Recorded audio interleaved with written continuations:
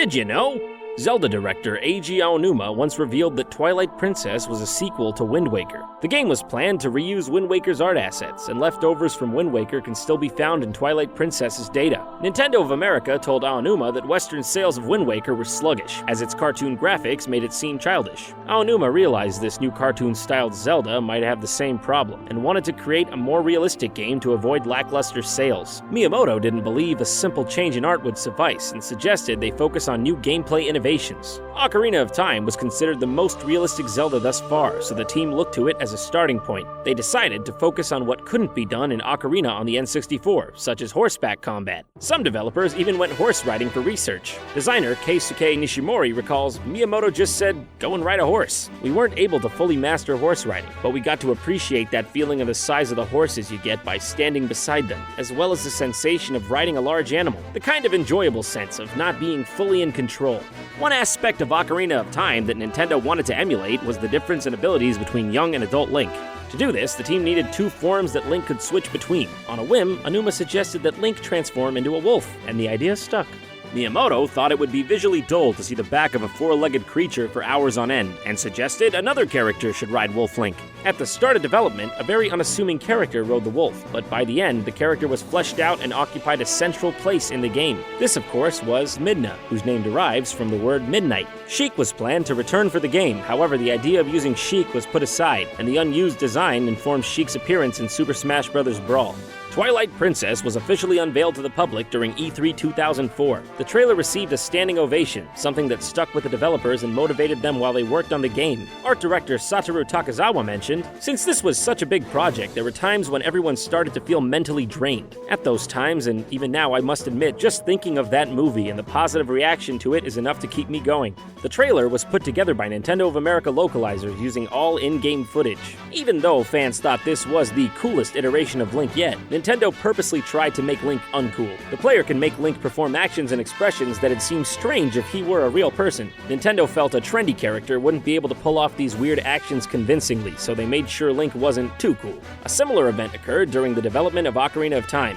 In their own words, developers gave Link long underwear to make sure he wasn't too suave and still fit the timeless Nintendo style. Around this time, Phantom Hourglass was being produced for the DS. Aonuma thought Phantom Hourglass's touch controls were extremely inventive, and the Twilight Princess lacked this level of innovation. Nintendo's new Revolution console was also in development, eventually rebranded, of course, as the Wii. Miyamoto thought the Wii Remote was ideal for aiming arrows and suggested they try it out. Aonuma saw an opportunity to bring new innovations to Zelda and began developing a pointing-based interface for the bow and arrow. Aiming at the screen made the game more visceral, so the team adapted mechanics and camera controls to the new interface. Nintendo even tried making Link move simply with the Wii Remote, similar to Phantom Hourglass's touch controls. Aonuma said, "We started trying out various ideas, one of which was dropping the 3D stick altogether and instead just using the Wii Remote only for its pointer function, in a similar way to the Nintendo DS stylus." These weren't the only Zelda conventions the team tried to mix up. They even questioned whether Link should be able to cut grass or not. A gesture-based prototype was also made where Link fights enemies in a first-person view. The perspective didn't show the variety in Link's movements, so the game's viewpoint was restored to third person.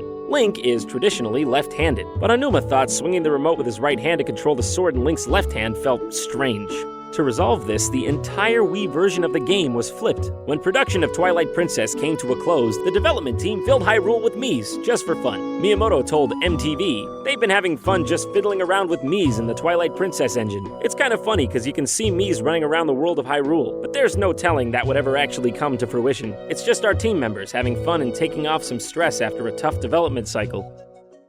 Twilight Princess had a massive amount of game assets, the most yet in a Zelda game. Nintendo had the resourceful idea to create a side story reusing its assets, similar to how Majora's Mask was made using the assets from Ocarina of Time. This side story was eventually developed into Link's crossbow training. Miyamoto believed they didn't need an epic tale to make a great game, and suggested the team make a game using the Wii Zapper. This was a direction that didn't sit well with many Nintendo developers, as their ideas for expansive adventures were shot down. The integrations of the Wii Zapper brought up several new questions, such as, should Link use a gun? Miyamoto even proposed a Terminator-style story about a time warp to justify giving Link an automatic weapon. The rest of the staff rejected the idea immediately. They ended up giving Link a crossbow and simply made it shoot like a modern firearm. Though many fans loved Twilight Princess, Miyamoto has a reserved view of the game. In 2008, he told MTV, "What I've been saying to our development teams recently is that Twilight Princess was not a bad game, by any means, but still, it felt like there was something missing."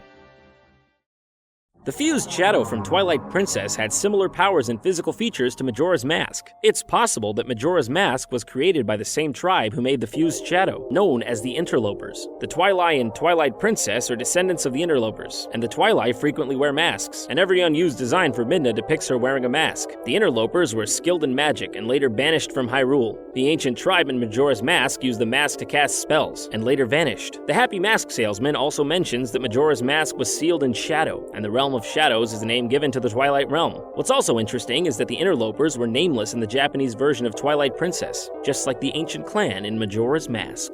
This video covered the secrets and history of Twilight Princess, but what about the secrets and history of all of gaming? If you're like DidYouKnowGaming and love finding new facts and secrets, you can learn everything you want to know from the ultimate history of video games. The audiobook spans 30 years of gaming history. It covers everything from Pong to Pokemon, and just so happens to be in Audible.com's collection of over 180,000 downloadable titles. If you want the audiobook or any other title in their collection, Audible is offering DidYouKnowGaming viewers an audiobook for free. If you don't like the book, you can even exchange it for something new. You can get the book and support DidYouKnowGaming by signing up for Audible.com at audible.com/DYK. You can get there by clicking the link below.